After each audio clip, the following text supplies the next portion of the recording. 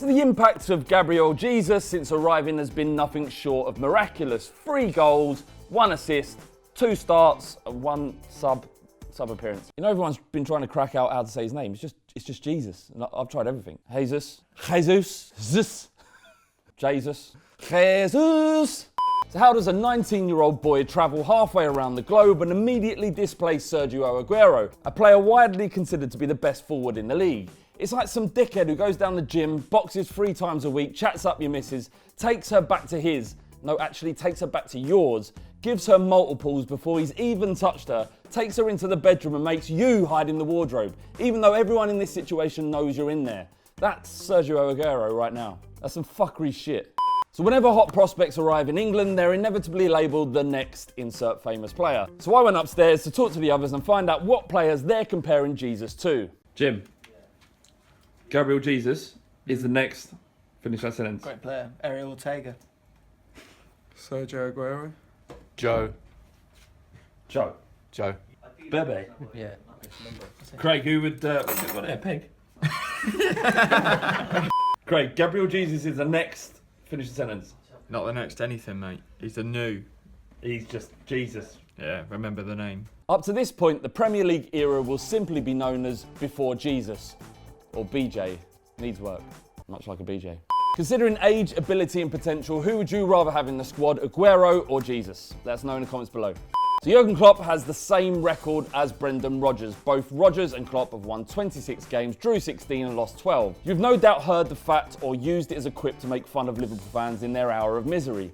But look a little bit deeper and you'll realise that there is a little bit more to this story than meets the eye. Yes, the stats are right. They do have the same record, but they're not what they appear to be. Klopp has had more success in cup competition, reaching both the Europa League and the League Cup final last season. Towards the tail end of the season, the German prioritised the Europa League over Premier League fixtures because the chances of qualifying for the Champions League were greater. It makes sense. And this is all without Luis Suarez, probably the best number 9 in the world. What's Klopp got to work with? A half-broken Daniel Sturridge. So while we're all enjoying Liverpool's poor patch, in Klopp they have an excellent manager who has matched Brendan Rodgers' form without a world-class striker and the additional distractions. Obviously, Ball Street is a multi-club channel. By and large, we're interested in football as a sport as much as we are the betterment of our own teams. It's been made aware to me, though, that my hatred of Arsenal is becoming a problem. I feel horrible just being here, like having that as a backdrop. Whoever came up with this idea of the video needs shooting. It is those scumbags. If Watford hold on, that means more or less Arsenal's title dreams are over. So I've been asked by my bosses here at Ball Street to go through some living with bias training. I really didn't think this would get off the ground, me being the only generally neutral one. But it's good. I think unbiased training is important, and hopefully we can do something with Flav today. Here he is. All right. Thank you, mate. Thanks for coming. So yeah, being unbiased, it's a problem with you, and we need to sort it out. We start with baby steps, okay? Yeah. Don't do big. Well, speaking of big, righty, okay? Big Ball Street fan, probably because we made the moral of him, but also Arsenal legend. It's really simple. Kiss him. Kiss him. I'm not going to kiss him. It's quick, mate. No. I'll kiss him. Do what you want. Nice guy. Everyone loves Ian Wright. I mean, that's it. Okay, right, forget that. Just touch his shirt then, baby steps. No, I'm not. It's paint, Flav, it's paint. Just touch the paint then. Technically, I'm touching white paint. Well, you're touching the paint. Touch the paint. You're touching an Arsenal shirt. Take it in. No, I'm not. Harness it. I touched white it's paint. good. It's good for you. Let's move forward. It's good. Stage 2, neutrality of opinions, right? Now, you're a very naughty boy earlier in the year, weren't you? Because you, on purpose, made Arsenal 6th, okay? What? You didn't know, Flav. No. Sit. Let me do my job, right, okay? right. Look, let's start with an exercise. Spurs, okay? Prem predictor, bit of fun. Where do you think Spurs are going to be? Second. You think they're going to be second? Yeah. Yeah, well, that's great. That's fine. That's optimistic. They're allowed to be second. Let's be honest, Flav. Sixth. No, Flav. All right. Come on. Yeah. Right. It's going to be difficult. Where are Arsenal really going to end up this season? It's not going to be sixth, is it? Come on. Can you put it on? See if you can put it on the board in the right place. Let's make a bit of movement for you. Okay? Because look, Arsenal don't finish sixth. Everybody knows this, okay? Where are they going to go? Just try and put it on. Can't do it. This is a big one, Flav, but it's important, mate. And I think you know what you need to do. What? It's time to apologise. To who? All right, Rob, it's Flav. Yeah, I've just got to apologise. Apologise for you being a tin pot South London little football club, all right? Mug. You didn't actually buy any of that, did you, surely?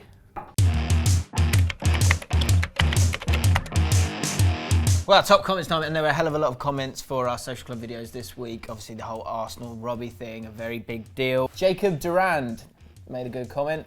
Well, an interesting comment. Who's the painting? I mean, Sophie was a delight. If I had to make love to one person on that sofa, it wouldn't have been Sophie. Yeah, Robbie. No, Rob, you was on the sofa with it. You two. I was making a joke about me making love to you. Yeah. Fuck. I didn't say fuck, did I? I said making love. It's sweet. Stop it, man.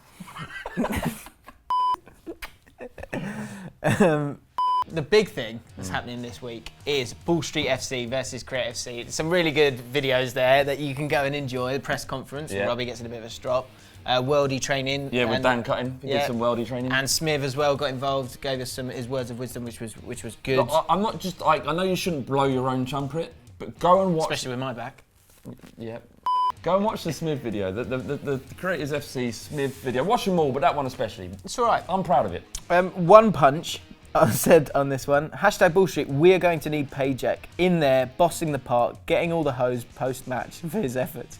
Harry Flav up front, up top, and Big Machin steamrolling any greasy little something bag fucker that thinks they'll score past him. I like the passion It's of One Punch. A little bit aggressive, but his name is He is One Punch. yeah. To be fair.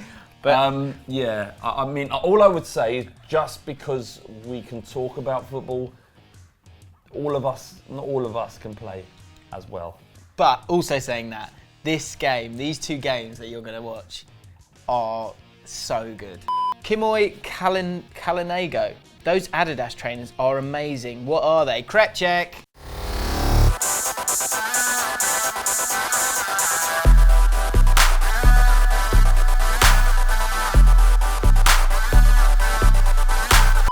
Go on, Flav, get Don't him say up. crep check. Crep check. I'm 35 and a vegetarian. I don't like chicken connoisseur. Get your crepes out. Show me crepes. New trainers. New People trainers. they love your fashion, what you do, and they've noticed that and they appreciate It's it. better than being laughed at consistently in the office, or every time we go on Redmen TV laughing at one thing or another. Let me just read you something out, all right? Forget that. Thank you, mate, for the compliment. That was really kind of you. Tom, mate, and this isn't me and an alias by me, he says, don't know if Flav reads the comments. You're right to assume that I wouldn't, because I ain't got time for that. But, my God. He says reading a comment. My God, that guy has style. Chinos, suave trainers and a shirt. I fucking love it. I fucking love you. And finally, question of the week time, which comes from a comment. Who are the top 3 strikers in the Premier League? That's not the question. Hold your horses. That was the topic name of Ask the Club this week. Didn't mention Ibrahimovic, did we? We didn't. A lot of people got angry about that. And that's fine. Go back to that one and get involved in the comments.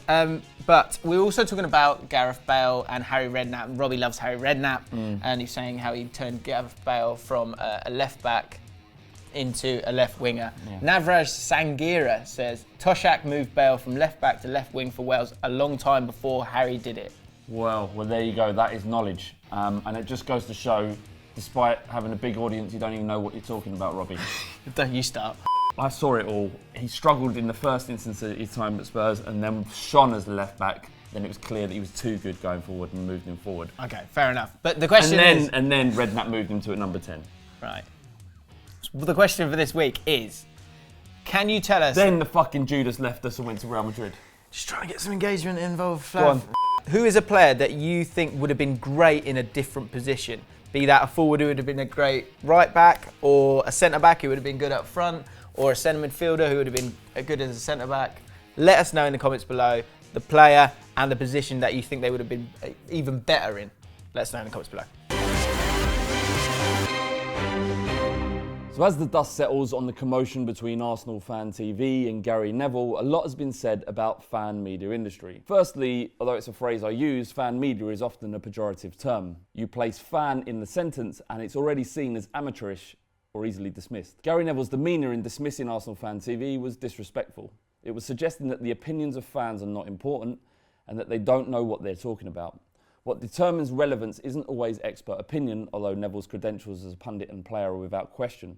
But in society, the size and relevance of your audience is more crucial. Neville's audience was built by Sky Sports. Arsenal Fan TV's audience was built by a fan. To dismiss that shows an arrogance that shouldn't be let pass without argument. The main criticism of fan media seems to be about money, that the motive behind starting a channel is ultimately about cash and how much can be made. I started the Fighting Cock podcast because I wanted to talk about football with my mates. A few years later and a lot of hard work, it led me to arrive at Ball Street, where I get to talk about football for a living. I was drawn towards Ball Street because of the vision they sold me. They understood that the power and relevance of fan media, and by being supported, a network of fan channels can compete with the mainstream and offer a genuine alternative to professional punditry.